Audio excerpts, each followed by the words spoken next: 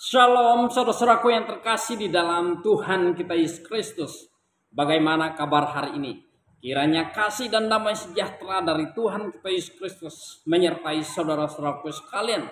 Nah, saudara-saudara yang terkasih di dalam Tuhan, pada saat yang berbahagia ini, saya ingin memberikan tanggapan saya terhadap sambutan dari Menak ya, Yakul Kolik, ya, Menteri Agama Republik Indonesia, dalam dialog kebangsaan, ya, di sebuah hotel Bidakara yang terletak di Jakarta Selatan, di mana beliau diminta memberikan pidato kebangsaan sebelum rapat kerja nasional Gerakan Kristiani Indonesia Raya. Ya, jadi beliau diminta untuk memberikan sambutan. Salah satu hal yang disampaikan oleh Menteri Agama, dia mengatakan bahwa saat ini sulit sekali bagi gereja-gereja untuk mendapatkan izin pendirian bangunan tempat ibadah atau izin untuk mendirikan gereja. Ini sulit. Nah, di situ dia menyampaikan sebuah saran, usulan bahwa nantinya, ya, dia akan memberikan solusi bahwa nantinya tidak perlu ada lagi FKUB atau SK2 Menteri. Dia menilai sampai hari ini, sampai saat ini masih belum maksimal. Bahkan dia menilai sangat sulit sekali gereja-gereja mendirikan tempat ibadah. Tetapi lagi-lagi saudara, itu hanya sekedar nanti. Sedangkan seperti yang kita ketahui saudara-saudara, bahwa di bulan Oktober ini, ya, berakhirlah masa pemerintahan Presiden Joko Widodo bersama semua menteri. Yang menjadi pertanyaan, apakah dia masih dipilih untuk menjadi Menteri Agama? Kalau memang benar dia ingin memperjuangkan agar gereja-gereja itu dengan gampang, dengan mudah mendirikan tempat ibadah, seperti yang kita ketahui saudara, dia Menteri Agama ini, Yakut Kolik ini, sudah cukup lama dia menjadi Menteri Agama. Kita melihat perjuangannya selama dia menjadi Menteri Agama. Apakah beliau bisa memperjuangkan hal ini saudara? Nyatanya tidak. Saya katakan nyatanya tidak. Oke lah, kita mengapresiasi pernyataan beliau. Tetapi apakah segampang itu?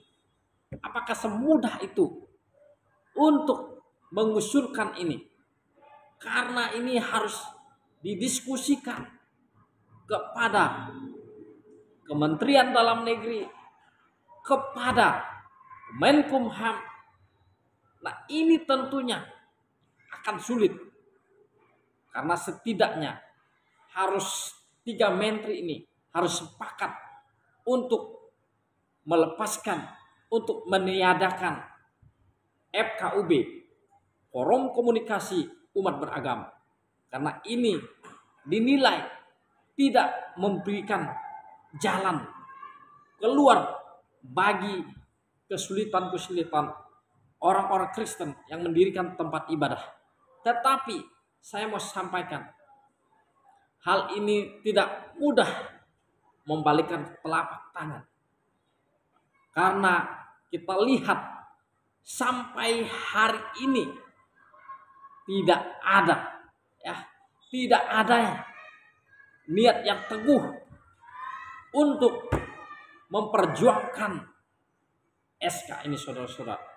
Artinya menteri manapun di dalam agama masih main aman. Mereka masih main aman. Mereka tentunya akan berpikir panjang. Kalau misalnya gereja ini dipermudah, tentunya akan berkembang ya. Inilah yang menjadi sebab kenapa sampai hari ini bahkan presiden pun tidak berani memberikan kepres sampai beliau mau selesai masa jabatan. Saya menilai sampai hari ini tidak ada satupun yang bisa memperjuangkan ya terkait dengan dipermudahnya pendirian tempat ibadah. Bahkan Dewan Perwakilan Rakyat pun tempat di mana rakyat mengadu semua masalah.